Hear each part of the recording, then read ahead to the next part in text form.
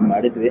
ಇದಕ್ಕೆಲ್ಲ PKPS ಸೊಸೈಟಿಗಳಿಗೆ ಚೇರ್ಮನ್ಗಳಾಗಿರ್ಬೋದು, ಸರ್ವ ಆಡಳಿತ ಮಂಡಳಿಗೆ ಕರೆದು ಅವರ ಒಂದು ಸಮಸ್ಯೆಗಳನ್ನೇ ಒಂದು ಚಿಂತನೆ ಮಾಡುವಂಥ, ಪರಿಶೀಲನೆ ಮಾಡಿ ಅದಕ್ಕೆ ಪರಿಹಾರ ಕೊಡುವಂಥ ನಿಟ್ಟಿನಲ್ಲಿ ಇವತ್ತು ಸಭೆಯನ್ನು ಕರೆದಿದ್ವಿ.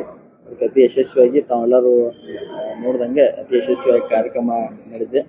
ಈಗ ನೂತನ ಮಾನ್ಯ ಅಧ್ಯಕ್ಷರು ಅಣ್ಣಾಸಾಹೇಬ್ ಜೊಲ್ಲೆ ಅವರ ಒಂದು ಅಧ್ಯಕ್ಷತೆಯಲ್ಲಿ ಹೊಸ ನಿರ್ದೇಶಕ ಮಂಡಳಿ ಆಯ್ಕೆ ಆದಮೇಲೆ ಎಲ್ಲರೂ ಪ್ರತಿ ತಾಲೂಕಿಗೆ ಹೋಗಿ ಅವರು ಅಲ್ಲಿನ ಕುಂದುಕೊರತೆಗಳನ್ನ ನಿವಾರಣೆ ಮಾಡುವಂಥ ನಿಟ್ಟಿನಲ್ಲಿ ಎಲ್ಲ ಕಡೆ ಒಂದು ಪ್ರವಾಸವನ್ನು ಮಾಡ್ತಿದ್ದಾರೆ.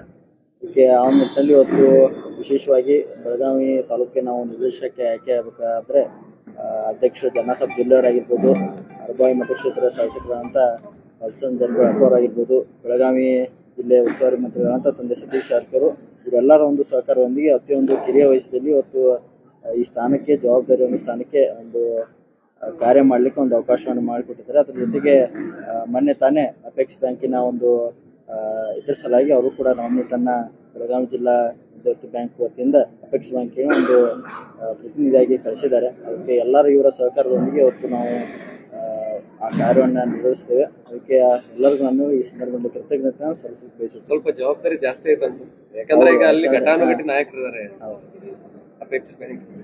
ಹೌದು, ಯಾಕಂದ್ರೆ ಅಪೆಕ್ಸ್ ಬ್ಯಾಂಕ್ ಅದು ಕೂಡ ಒಂದು ದೊಡ್ಡ ಬ್ಯಾಂಕ್ ಆಗಿರೋ ಕಾರಣಕ್ಕಾಗಿ ಎಲ್ಲ ಒಂದು ಜವಾಬ್ದಾರಿ ಹೆಚ್ಚಾಗಿದೆ. ಆ ಜವಾಬ್ದಾರಿನ ನಾನು ಒಂದು ಸ್ವೀಕಾರ ಮಾಡಿ ಅತಿ ಪ್ರಾಮಾಣಿಕವಾಗಿ ಏನೇನು ಸಾಧ್ಯತೆ ನಮ್ಮ ಬೆಳಗಾವಿ ಜಿಲ್ಲೆ ಬ್ಯಾಂಕ್ಗಳಿಗೆ ಏನೇನು ಸೌಲಭ್ಯಗಳು, ಏನೇನು ಸ್ಕೀಮ್ಗಳು ಸರ್ಕಾರ ವತಿಯಿಂದ ಏನೇನು ತರಲಿಕ್ಕೆ ಸಾಧ್ಯವಾಗುತ್ತೆ ಅದನ್ನೆಲ್ಲ ಕೂಡ ನಾವು ಪ್ರಾಮಾಣಿಕವಾಗಿ ಹೆಚ್ಚಿನ ಒಂದು ಇದು ಕೊಟ್ಟು ನಾನು ಮಾಡಲಿಕ್ಕೆ ಒಂದು ಪ್ರಯತ್ನ ಮಾಡ್ತೀನಿ.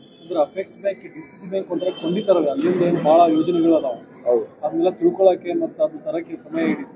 ಹೌದು, ಯಾಕಂದ್ರೆ ನಾವು ಕೂಡ ಸರ್ಕಾರಿ ಕ್ಷೇತ್ರದಲ್ಲಿ ಇದನ್ನ ಪ್ರಥಮ ಬಾರಿಗೆ ಆಯ್ಕೆ ಅವ್ರಕಂದ್ರೆ ಅದನ್ನ ಹೆಚ್ಚು ಯಾರ್ಯಾರ ಎಕ್ಸ್ಪರ್ಟ್ಸ್ ಇದ್ದಾರೆ ಅವ್ರೆಲ್ಲರನ್ನೂ ಸಲಹೆಯನ್ನು ತಗೊಂಡು ಅತಿ ಒಂದು ಕಡಿಮೆ ಸಮಯದಲ್ಲಿ ಇನ್ನೂ ಹೆಚ್ಚು ಲಾಭ ನಮ್ಮ ಬೆಳಗಾವಿ ಬ್ಯಾಂಕಿಗೆ ಏನೇ ತರಲಿಕ್ಕೆ ಸಾಧ್ಯತೆ ಎಲ್ಲವನ್ನು ತರಲಿಕ್ಕೆ ಒಂದು ಪ್ರಯತ್ನ ಮಾಡ್ತೀವಿ. ಇನ್ನೊಬ್ಬರನ್ನ ನೀವು ಯಾರನ್ನ ಆಯ್ಕೆ ಮಾಡ್ತೀವಿ? ಇಲ್ಲ, ನೋನ್ ಎಲ್ಲರ ಹಿರಿಯ ನಾಯಕರು ಏನೇನು ಚರ್ಚೆ ಮಾಡೋದು, ತಂದೆ ಸತೀಶ್ ಜಾರಕಿಹೊಳಿ ಆಗಿರ್ಬೋದು, ಅಧ್ಯಕ್ಷ ಆಗಿರ್ಬೋದು, ಬಾಲಕೃಷ್ಣ ಜಾರಕಿಹೊಳಿ ಆಗಿರ್ಬೋದು, ಎಲ್ಲ ಸೇರ್ಕೊಂಡು ಅದನ್ನ ಯಾವ ಹೆಸರನ್ನು ತೀರ್ಮಾನ ಮಾಡ್ತಾರೆ ನೋಡೋಣ, ಅದನ್ನೆಲ್ಲ ಫೈನಲ್ ಮಾಡ್ತಾರೆ. ಪರ್ಫೆಕ್ಟ್ ಆಗಿದೆ.